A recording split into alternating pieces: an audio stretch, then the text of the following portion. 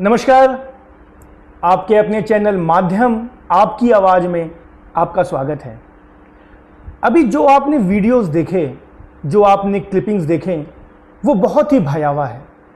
आप सोचिए कि जब आप अकेले रोड पे हों, बच्चा अकेले रोड पे हो और एक साथ इतने कुत्ते एक साथ उनको घेर लें तो कितना मुश्किल होता होगा, कितना भयावह होता होगा। ये बाग बगरी चाय के मालिक पराग देसाई के मृत्यु का कारण ब्रेन हैमरेज था।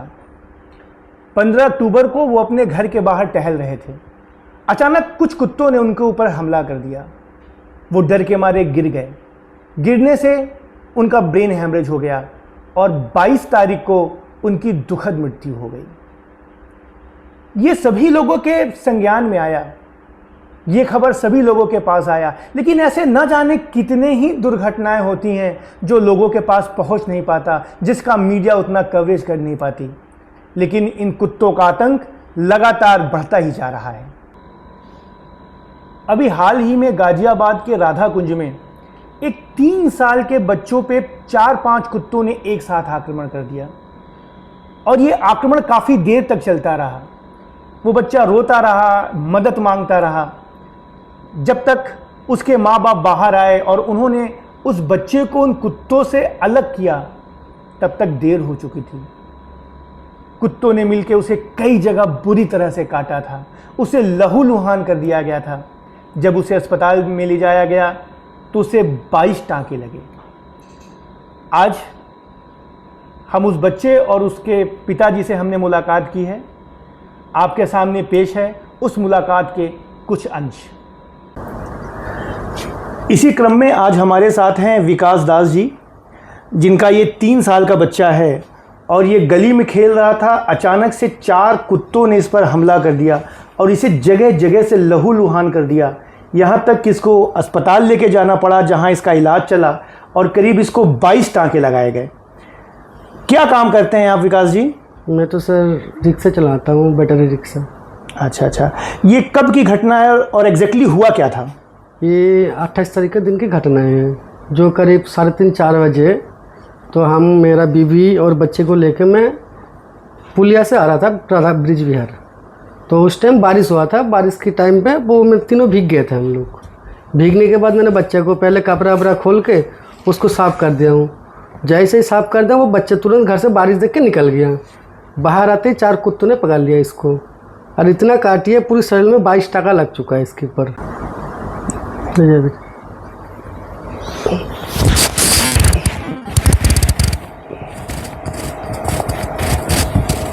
पूरा शरीर में टाँका लग चुका है इसकी, पेट में, पैर के नीचे, गर्दन में भी है, कान के नीचे।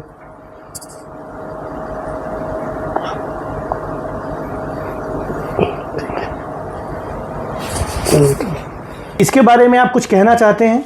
नहीं, मैं तो सर यही कहना चाहूँगा, जो हमारी बच्चे नहीं, बच्चे तो और भी है गली में, जो नगर निगम वाले हैं कुत्तों को थोड़ा सतर्क रखे उसको, यही हम कहना चाहते हैं। मतलब आपका ये कहना है कि जिस तरह से यहाँ पर आवारा कुत्ते फैले हुए हैं, नगर निगम वालों को चाहिए कि कुत्तों को कंट्रोल करें और कुत्ते ना हों, या कुत्ते हों तो इतने एग्रेसिव ना हों। हाँ, यस सर। ये है विकास दास जी, जिनके 3 साल के बच्चे को 4-5 कुत्तों ने गली में बहुत बुरी तरह से काफ़ी देर तक काटा, लहूलुहान कर दिया। बच्चे को 22 टाँके आए।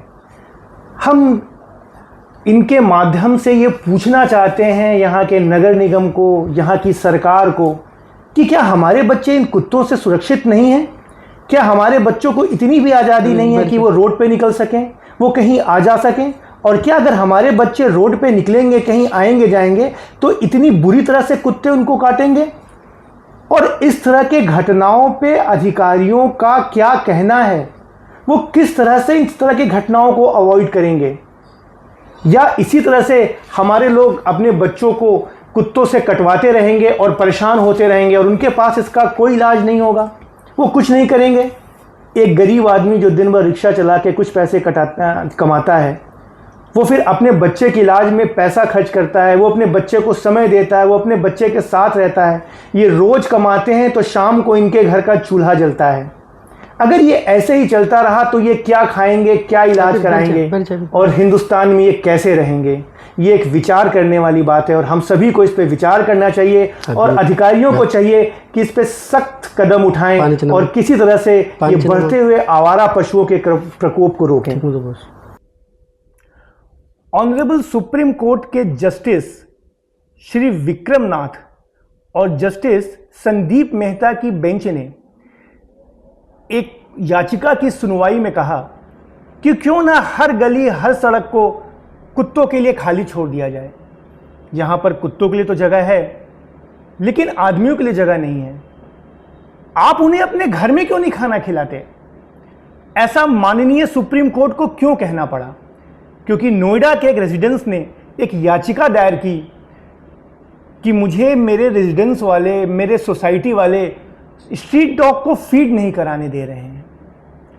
इस पर माननीय सुप्रीम कोर्ट ने याचिका के वकील को कहा, क्या सुबह के समय आप साइकिल चलाने जाते हैं? वकील साहब ने कहा कि हाँ जी जाता हूं, कुत्ते बहुत दिखते हैं। इस पर माननीय न्यायाधीश जी ने कहा कि सबसे ज्यादा खतरा पैदल चलने वालों और स्कूटी चलाने वालों को है, क्योंकि कुत्ते लगातार उन पर आक्रमण करते हैं और जिससे वो लगातार दुर्घटनाग्रस्त हो रहे हैं। पशु जन्म नियंत्रण नियम 2023 का नियम 20 सामुदायिक पशुओं के लिए है, जिसमें यह कहा गया है कि कोई भी संघ, अपार्टमेंट का मालिक इन सामुदायिक कुत्तों के लिए भोजन की व्यवस्था करे। इस पर टिप्पणी करते हुए माननीय उच्चतम न्यायालय ने कहा कि आप सभी समुदाय के कुत्तों को अपने घर में ही भोजन क्यों नहीं कराते? आप उनको अपने घर में भोजन कराइए। ऐसा क्यों कहना पड़ा उच्चतम न्यायालय को? क्योंकि वो देख रहे हैं कि जिस तरह से रोजमर्रा की जिंदगी में कुत्तों का और आवारा पशुओं का अत्याचार आम लोगों पर हो रहा है, ये बहुत ही भयावह है। इसलिए उच्चतम न्यायालय को ये विशेष टिप्पणी करनी पड़ी। इससे पहले भी उच्च न्यायालय ने अधिकारियों को आवश्यक निर्देश दिए थे कि जितने भी सामुदायिक कुत्ते हैं उनका ठीक से देखभाल होना चाहिए, लेकिन साथ में यह भी कहा गया था कि लोगों को ऐसे ही नहीं छोड़ सकते और हमें उनका भी ध्यान रखना होगा। साथियों, हमने अपने पिछले वीडियो में लोगों से आग्रह किया था कि जो लोग भी आवारा कुत्तों या आवारा पशुओं से परेशान हैं वो हमें अपने वीडियो बना के हमारे साथ शेयर करें। हम उनकी बात आप लोगों तक, जनता तक और मूक बैठे हुए प्रशासन तक पहुंचाएंगे। लोगों ने इस पर बढ़ चढ़कर हिस्सा लिया, लेकिन समय के अभाव के कारण हम आपको कुछ लोगों की ही क्लिपिंग दिखा रहे हैं। पेश है उन क्लिपिंग्स की कुछ झलकें। मेरा नाम गजेंद्र सिंह राघव है और राजीव जी, आपने मुझसे प्रश्न पूछा बढ़ती हुई कुत्तों की समस्या को लेकर। देखिए, जब तक आम आदमी के जहन में ये बात नहीं बैठेगी कि वो कुत्ता एक दिन आपके घर में, आपके परिवार में भी किसी को काट सकता है, तब तक जागरूकता नहीं आएगी। अगर मेरा पड़ोसी कुत्तों को खाना खिला रहा है और मैं उसको रोकने टोकने लगूं, तो मुझे लगता है ऑटोमेटिकली 50% तक ये ग्राफ डाउन हो जाएगा। लेकिन जब तक मैं ये सोचूंगा कि भाई मैं क्यों उसको रोकूं या मैं क्यों इसमें इन्वॉल्व हूँ या मैं ही क्यों, तब तक कोई जागरूकता नहीं आएगी। लोग अभी नगर निगम के ऊपर थोपने की कोशिश करते हैं। हमारे यहाँ का कल्चर आपको पता है, अगर हम नगर निगम को 100 कॉल करते हैं एक समस्या को लेके, तो मेरा मानना है कि उसमें से एक ही समाधान आपको मिलेगा, और वो भी कब मिलेगा, कितने टाइम में मिलेगा, यू नेवर नो। तो सिर्फ नगर निगम के ऊपर नहीं डाल सकते, क्योंकि उनके पास भी एक बड़ा टका सा जवाब होता है कि भाई अमला नहीं है, उतना हमारे पास फोर्स नहीं है, उतने लोग नहीं है हमारे पास। और इन कुत्तों की समस्या को लेके आम आदमी को खुद ही एक स्टेप लेना होगा, खुद ही अपने पड़ोसियों को, खुद ही अपने लोगों को समझाना होगा, जागरूक करना होगा, तभी मुझे लगता है इस समस्या का कोई समाधान हो पाएगा। यहाँ हमारी कॉलोनी में इतने आवारा कुत्ते घूम रहे हैं, आते जाते लोगों को, पब्लिक को काट भी रहे हैं, सरदर्द भी पैदा कर रहे हैं, बच्चों को परेशान कर रहे हैं, औरतों को परेशान कर रहे हैं और 10-20 लोगों को काट भी चुके हैं। तो इनका कोई न कोई निवारण हो जाए तो इनसे मुक्ति मिल जाए। तो ऐसा कोई करवाइए कि इन कुत्तों का यहाँ से हटे, और कम से कम भी 50 कुत्ते हैं यहाँ, और आवारा पशु भी इतने हैं कि आते जाते गोबर कर दिया, ये कर दिया, सींग मारते हैं। तो इन लोगों का कुछ समाधान हो तो आप ज़रूर करवाइए।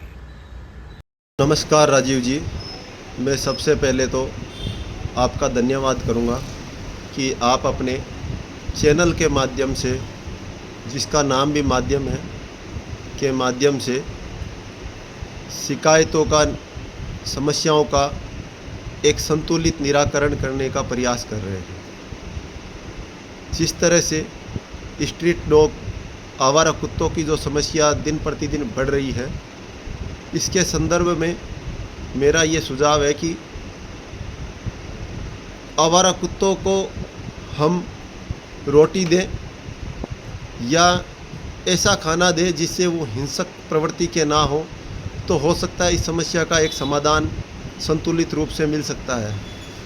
अभी जिस तरह से इनकी हिंसक प्रवृत्ति बढ़ी है, उसका सबसे बड़ा कारण इनको दिया जा रहा मांसाहारी खाना या कुछ इस तरह से मांसाहारी उत्पाद के कंटेंट के बिस्किट्स वगैरह है, जिनके कारण इनमें एक प्रवृत्ति जागृत रहती है कि यह उस मांसाहारी प्रवृत्ति को, मांसाहारी खाने के लिए आदमी को काटने के लिए दौड़ते हैं। मेरा सभी से हाथ जोड़ के निवेदन है कि इन कुत्तों की अगर सेवा करनी है, या ये कहें कि संस्कृत में एक श्लोक है, सून कायम अनम दत्वा पुण्यम प्राप्यते, मतलब कि कुत्तों की सेवा से पुण्य मिलता है, लेकिन कुत्तों की सेवा उस तरह से करें कि उनको आप खाना दें, शाकाहारी खाना दें, ना कि कोई इस तरह से खाना दें जिससे वो अपनी हिंसक प्रवृत्ति को जागृत करें। नगर निगम जैसे निकायों से भी मेरा निवेदन है कि जो कुत्ते हिंसक हो रहे हैं उनको आप कॉलोनियों से बाहर ले जाके अन्यत्र छोड़िए, ताकि लोगों को नुकसान न हो। हम जब इस पर रिसर्च कर रहे थे तो कुछ लोगों ने हमसे कहा कि हम आवारा कुत्तों के साथ आवारा पशुओं पर भी बोलें।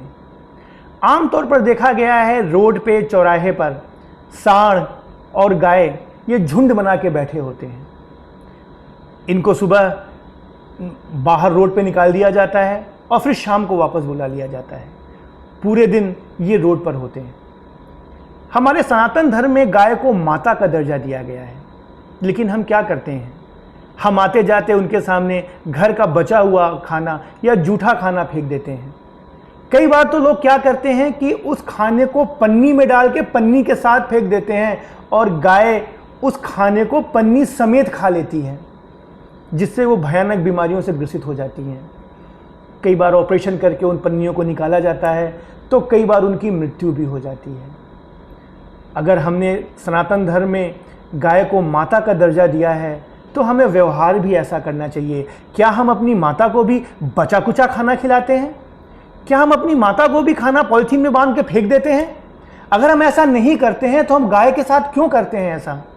इस पे भी ध्यान देने की बात है। ठीक से उनको खाना न मिलने के कारण वो रोड पर भूखी होती हैं और एग्रेसिव हो जाती हैं, जिससे कई बार आने जाने वाले साइकिल सवार, ऑटो स्कूटर वाले या पैदल चलने वालों को वो टक्कर मारती है, जिससे दुर्घटनाएं होती हैं। कई बार हमारी गायों को भी चोट इसमें लगता है। इस पर प्रशासन को ध्यान देने की ज़रूरत है कि जिस तरह से हम गाय की पूजा करते हैं, जिस तरह हम गाय की को माता मानते हैं, इस तरह से कम गायों पे ऐसा अत्याचार नहीं होना चाहिए। हमें उनको ठीक से ध्यान रखना चाहिए, हमें उनको शेड में रखना चाहिए, हमें उनके भोजन पानी का ठीक से प्रबंध करना चाहिए। इसलिए हम प्रशासन का इस तरफ भी ध्यान लाना चाहते हैं कि वो इस पर काम करें और इस पर भी अपना पूरा ध्यान दें। भाइयों, हमने आपको बताया कि आवारा कुत्तों से या आवारा पशुओं से लोग कितने परेशान हैं, कितनी दुर्घटनाएं हो रही हैं, लोग हॉस्पिटलाइज्ड हो रहे हैं, कई बार तो लोगों की मृत्यु तक हो जाती है। इसे रोका जा सकता है, लेकिन ये कब रुकेगा? जब प्रशासन इस पर ध्यान देगा। प्रशासन को चाहिए कि इस पर ध्यान दे, नगर निगम को चाहिए कि इस पर ध्यान दे। जब भी आप नगर निगम के पास जाओ तो उनके पास एक ही सवाल होता है, हमारे पास लोग नहीं है। इन बहानों से उनको ऊपर आना पड़ेगा, उनको कुछ करना पड़ेगा ताकि इन आवारा कुत्तों को और इन आवारा पशुओं से हमें छुटकारा मिले। भाइयों, माध्यम आपकी आवाज है। ये आपका चैनल है। हम आपकी बात लोगों तक पहुंचाते हैं, हम आपकी बात अधिकारियों तक पहुंचाते हैं ताकि उसका निवारण हो। आपकी समस्याओं के निवारण के लिए हम लगातार कोई ना कोई ऐसा मुद्दा लेकर आते हैं जो आपसे संबंधित हो और जो मूक बैठे प्रशासन के कानों तक पहुंचे। हम आपसे आग्रह करते हैं कि आप हमें अपना सुझाव भेजते रहें। दिए हुए व्हाट्सएप पे और दिए हुए ईमेल पर आप हमें अपना सुझाव भेज सकते हैं, जिससे हम अपने कार्यक्रम को और भी बेहतर बना सकें। भाई साहब, इस चैनल को लाइक करना और सब्सक्राइब करना न भूलें। आपका बहुत बहुत धन्यवाद। नमस्कार।